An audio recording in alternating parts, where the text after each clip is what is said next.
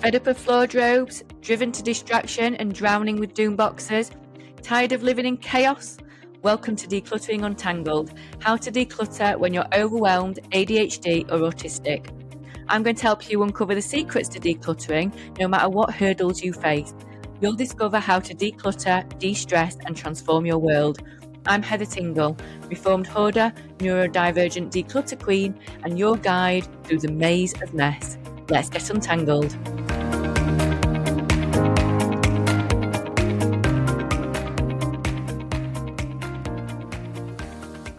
Hello Untanglers and welcome back to another episode of Decluttering Untangled with me, your host Heather Tingle. So when you started decluttering, you started so well, you're proper motivated, you've got a plan, you're making progress, and now you start feeling frustrated with yourself because you're just not getting it done.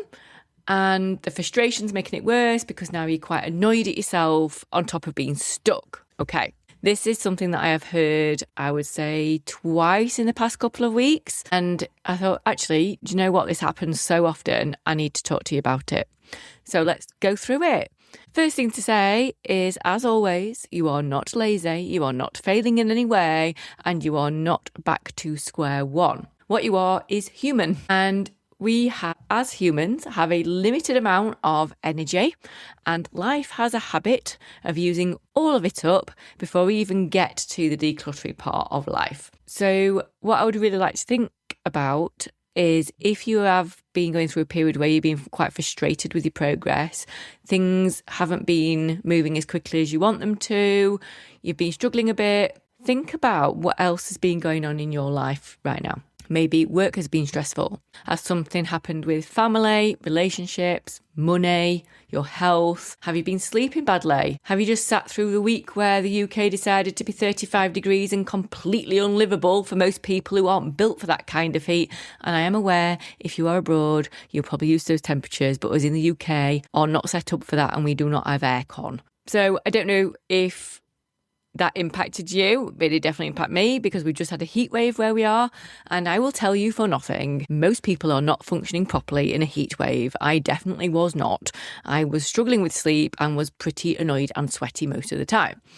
Your brain is using energy, just keeping you together and just getting on with day-to-day life. So the idea that you're going to sort through a wardrobe in 30-odd degree heat is a lot to ask yourself. It's not going to happen, so give yourself a break. But outside of the heat, there's probably other things that are going on as well. There might be what my therapist calls the window of tolerance might be diminished right now. If you've got awful other things that are overwhelming, you know, the email hits and you're like, oh no, what's happened this time? Or work becomes extra stressful, or somebody says something and you take it the wrong way and RSD kicks in because you're extra stressed. You've only got so much energy to go around. And when life is asking a lot, there isn't anything left over for things that feel optional. Now, decluttering often feels optional.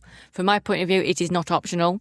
But when you are desperately wanting to get it done, there can be a part of your brain that thinks, you know what, I am dealing with a lot right now. I do not have the energy to do it. So your brain will kind of go, okay, we're going to sit back down now and we're going to feel terrible about it. And we're going to sit and scroll on his phone for the next 2 hours because that's actually all we can cope with right now. So I don't want you to feel bad when this happens because your brain is doing what it's meant to do. It's trying to keep you safe and it's trying to conserve energy to get you through the day. But also on top of that is it's very likely that you're in the middle bit.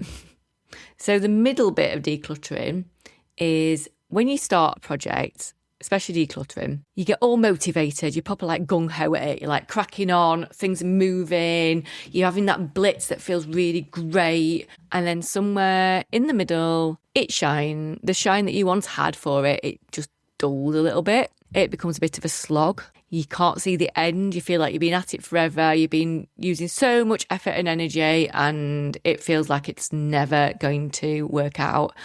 And you wonder if it's ever going to look any different. That's the middle bit. And absolutely everybody hits it. And nearly everybody gets this point and wants to stop and thinks, what is the point? This is not working. I'm not getting anywhere. It's not happening quick enough. And they get frustrated. The good news is that end that you can't see right now is probably closer than it actually feels. Because that's the thing about the middle bit. It always feels like it goes on forever. And then suddenly you get to nearly the end and you're wondering why on earth you were so worried. Like, oh my word, now I've just got those annoying little bits to do to finish it off. But you've got to get through that point first. And getting through it doesn't mean grinding yourself into the ground and not giving yourself a break. It means being really strategic about it. So what I would really like you to think about is, are you still using your micro categories, and are those micro categories small enough? Or have you gone, which a lot of people do, and think, I know what I'm doing now, I'm cracking on, I'm just going for it. And what you're doing is rooms at a time, or drawers at a time, or doing more tidying by picking things up off the floor and moving things around and shuffling, than actually working your way religiously through those micro categories. So I talk so much about micro categories in this pod because they are so important. When you're tired or stressed or low on capacity or spoons, the category, for example, clothes is too big. The category tops might be too big, but the category black work tops with short sleeves is something that you can probably get done and feel like you've achieved when you get to the end of it. And that is progress. And you need to still be aware that doing that little micro category is moving you so much closer forward than you are noticing right now. You need to be able to see those micro categories getting ticked off, or your brain will not believe it is happening. You will just see all the things you haven't done, all the things that are still annoying you, and you're going to want to give up. I talked about this recently, but are you monitoring your discards? So this is one of the most underrated things you can do when you're in a slump, because you might be doing more than you think you are and you're not counting it. The bag by the door, the small pile for the charity shop, the bit of stuff that you shoved in recycling, 3 things you put in the bin without thinking about it because they were broken and it felt easier to actually discard them now. That is progress. And like I say, even if your home looks worse than it did at the beginning, you're never right back at square one again. You've got so much information now in your brain and knowing what works and what doesn't. And every time you let an item go, you're getting closer and closer to the end, and it gets easier and easier to do it. So start tracking it, take a photo of the bag before it goes, use the master tracker in your planner. You need evidence that you're moving forward, because your brain in this state is not going to be able to give you the benefit of the doubt by just automatically recognising it. The next thing is looking at your plan. Do you even still have a plan? Because when we go all in, we start off with a plan and then we lose our way sometimes. So have you got a plan right now? And also, have you figured out the next steps? But also, is it realistic for the energy you've got right now? Not the energy you had at the start, not the energy you think you should have, the energy you actually have right now this week. If that's 20 minutes on a Saturday morning before you get wiped out, great. Your plan needs to reflect that. What can you do on Saturday morning for 20 minutes? Because a plan that doesn't match your capacity isn't a motivation problem. It's a planning problem that you're setting yourself up to fail.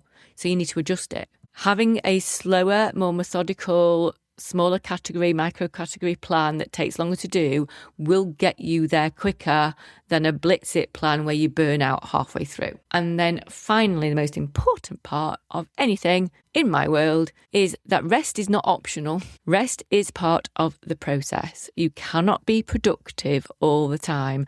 And that is something that I, now in my late 40s, are finally getting my head around. It is not a measure of our worth. It is not how we are meant to work. The expectation that you should be constantly making progress is not reasonable, and it is not one that I'm going to encourage you to hold on to. Sometimes the most useful thing you can do for you with your decluttering is to go and have a sit down, have a cup of tea and watch something you enjoy and let your brain recover, knowing that you will come back to it when you are ready. Taking a rest does not mean you have given up. You're in the middle, it feels a slog, because honestly, it is a slog.